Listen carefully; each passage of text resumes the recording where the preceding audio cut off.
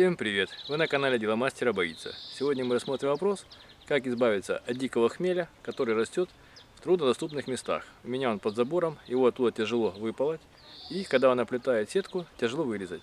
Необходимо от него избавиться. Итак, начнем. Для уничтожения сорняков существуют биопрепараты и химические препараты, которые продаются в магазинах, но мы будем пользоваться народными средствами. Для этого я попробую воспользоваться солью, один куст, второй куст куриным навозом концентрированным и третий селитрой. И посмотрим, какой же более эффективный. Сначала начнем с концентрированного куриного помета.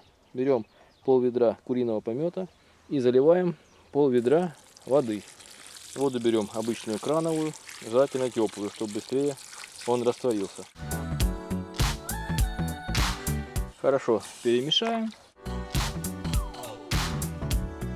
и подождем пару часов, пока он хорошо растворится и будет однообразным. При этом необходимо раз в полчаса все это дело перемешивать. Вот такой у меня дикий хмель. Он уже растет здесь 3 года. Я никак не могу от него избавиться. Он начинает уже в начале апреля усиленно расти, плетется по забору. Со своей стороны я хорошо вырезаю, но на сторону соседа добраться не могу.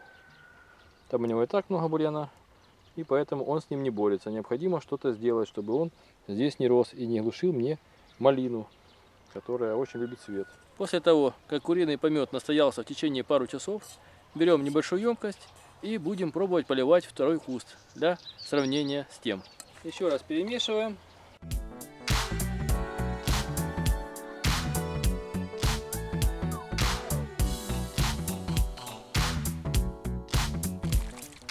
Даже можно брать жижу и туда лить сразу.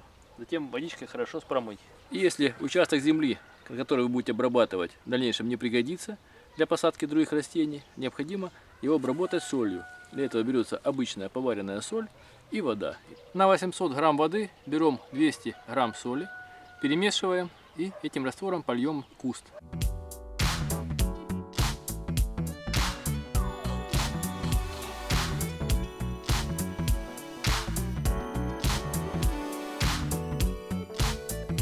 Соль должна полностью раствориться в воде, чтобы не было комочков и осадка.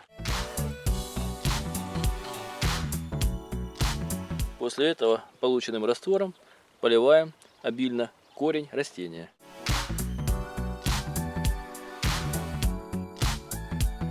И теперь попробуем с помощью раствора селитры избавиться от третьего куста дикого хмеля. Для этого необходимо в литре воды разбавить 300 грамм селитры. Я беру литр раствора и поливаю строго под куст небольшими порциями.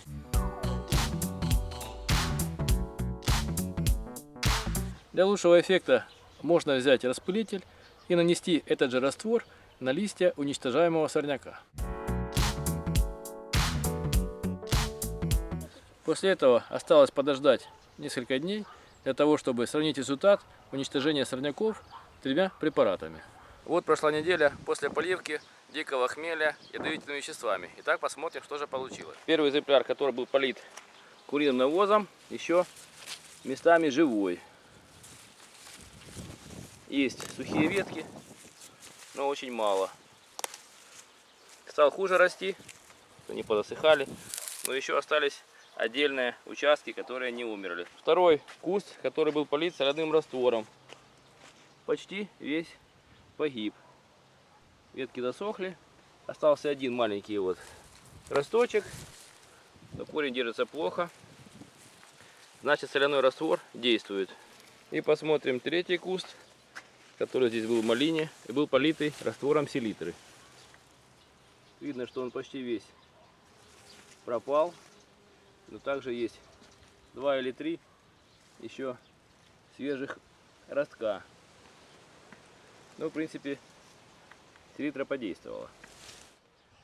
Данный опыт показал, что наиболее действенно действует на сорняки это раствор соли. Единственный минус, что после того, как мы место просолили, на этом участке ничего не будет расти. Поэтому лучше применять его где-нибудь под забором и на участках, где не будет дальнейших посадок.